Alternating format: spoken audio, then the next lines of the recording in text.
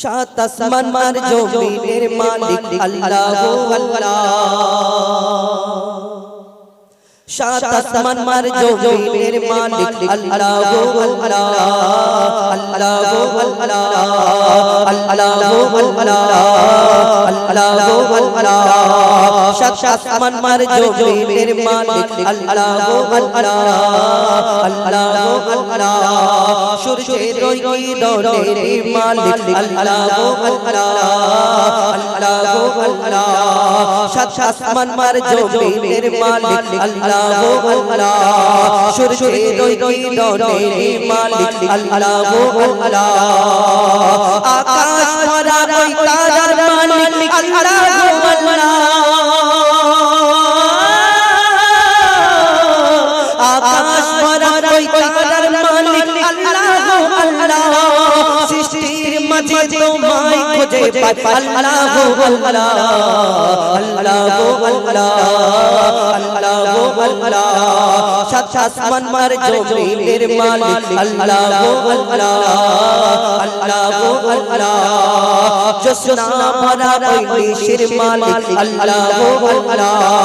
জোয়ার ভাটা ওই খেলার মালিক আল্লাহ আল্লাহ।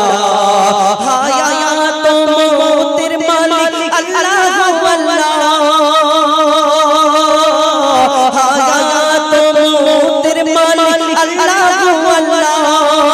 যা চাও তুমি তা করতে পারো আল্লাহ আল্লাহ আল্লাহ আল্লাহ আল্লাহ আল্লাহ আল্লাহ আল্লাহ আল্লাহ। অপরই প্রকৃতির মালিক আল্লাহ আল্লাহ। সুবিশাল ওই অরণ্যের মালিক আল্লাহ আল্লাহ। শুকনো ওই মরুভূমির মালিক আল্লাহ আল্লাহ। শুকনো ওই মরুভূমির মালিক আল্লাহ আল্লাহ। সৃষ্টির মাঝে তোমায় খুঁজে পাই আল্লাহ আল্লাহ আল্লাহ আল্লাহ আল্লাহ আল্লাহ। ঝরঝরা ঝরে সুরে সুরে গায় আল্লাহ আল্লাহ। ঝরঝরা ঝরে সুরে সুরে গায় আল্লাহ আল্লাহ। মুজিবুলের হর জিকির তুমি আল্লাহ আল্লাহ। মুজিবুলের হর জিকির তুমি আল্লাহ আল্লাহ।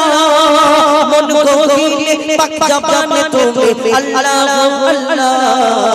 আল্লাহ আল্লাহ আল্লাহ আল্লাহ আল্লাহ আল্লাহ আল্লাহ। একদম নিত্য নতুন গজল একটা আপনাদের সম্মুখে তুলে ধরলাম ছোট্ট করে হামদে বাড়ি তারা।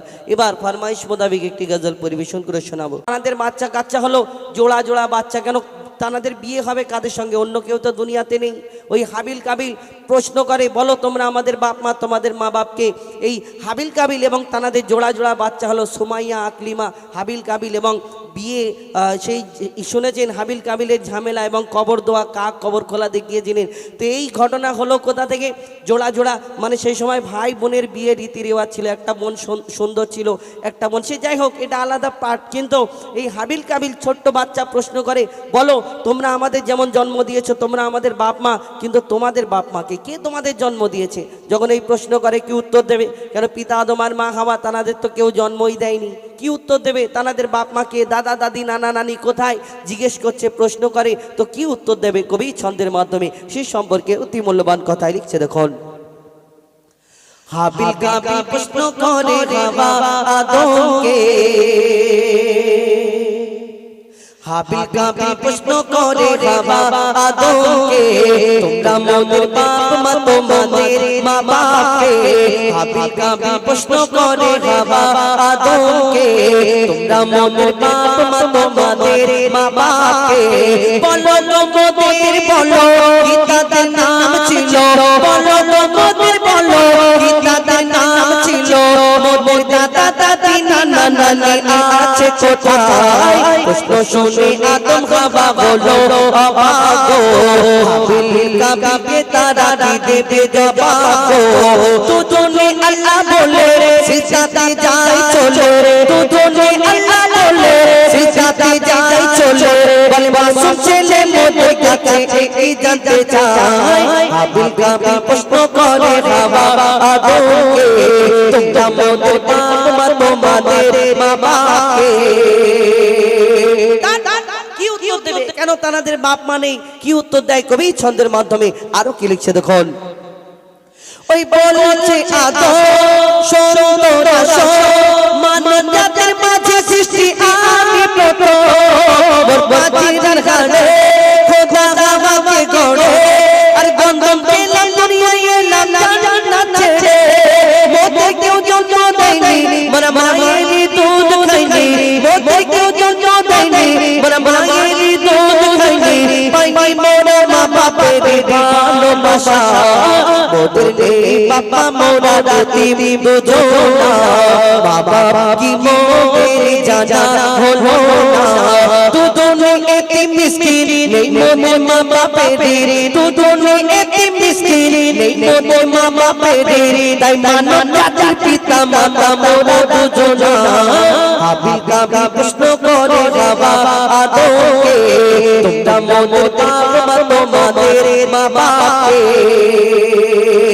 এই দুনিয়াতে আমরা কিছু মানুষ অহংকার করি এই দুনিয়াতে অহংকারীদেরকে আল্লাহ পছন্দ করে না এই অহংকার কোথা থেকে এলো আল্লাহ পাক রব্বুল আলামিন মাটির আদমকে যেদিন সৃষ্টি করলেন করার পরে আল্লাহ ফেরেশতাদের হুকুম করলেন এই আমার ফেরেশতারা তোমরা আমার মাটির আদমকে সিজদা করে নাও কিন্তু আল্লাহর হুকুমে সকল ফেরেশতারা সেদিন মাটির আদমকে সিজদা করলো একমাত্র একটা ফারিস্তা সিজদা করলো না যার নাম হলো আজাজিল যাকে ফারিস্তাদের সর্দার বলা হতো কিন্তু এই দুনিয়াতে ওই মাটির আদমকে সিজদা করে নিল কিন্তু আজাজিল আসলে কে তাহলে সিজদা করলো না কেন আল্লাহ যেমন আমাকে আপনাকে আদম জাতকে সৃষ্টি করেছেন তানার ইবাদত করার জন্য তেমন আমাদের সৃষ্টি করার আগে আল্লাহ জিন জাতকে সৃষ্টি করলেন তানার ইবাদত করার জন্য কিন্তু সেই জিন জাত আল্লাহর এত নাফরমানি করতে লাগলো আল্লাহ ফারিস্তাদের হুকুম করলো এই আমার ফারিস্তারা তোমরা এই জিন জাতকে ধ্বংস করে দাও শেষ করে দাও তাদের মধ্যে ছোট্ট একটা বাচ্চা রয়ে গেল আল্লাহ সেদিন ফারিস্তাদের বলেছিল আমি যা জানি তোমরা তা জানো না কিন্তু সেই বাচ্চাটাকে ফারিস্তারা লালন পালন করতে করতে সেই বাচ্চাটা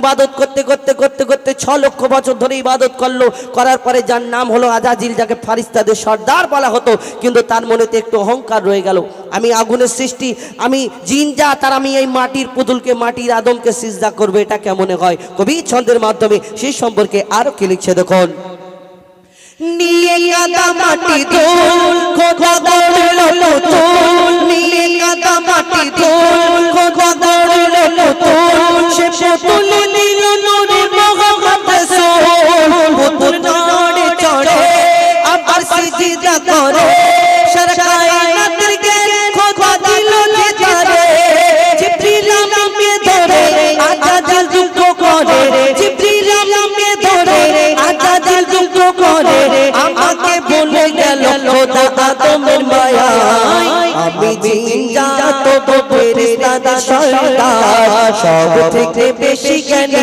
আমার অহংকার আগুনে আমার জনম আর মাটিতে গড়া আদম আগুনে আমার জনম আর মাটিতে গড়া আদম আর আদমকে সিজদা দেবে আমার দুটি পায় হাবিল কাবিল প্রশ্ন করে বাবা আদমকে তোমরা মোদের বাপ মা তোমাদের মা বাপকে বলো মোদের বলো কি দাদা নাম ছিল মোদের দাদা দাদি নানা নানি আছে কোথায় হাবিল কাবিল প্রশ্ন করে বাবা আদমকে তোমরা মোদের বাপ মা তোমাদের মা বাপকে হাবিল কাবিল প্রশ্ন করে বাবা আদমকে তোমরা মোদের বাপ মা তোমাদের মা বাপকে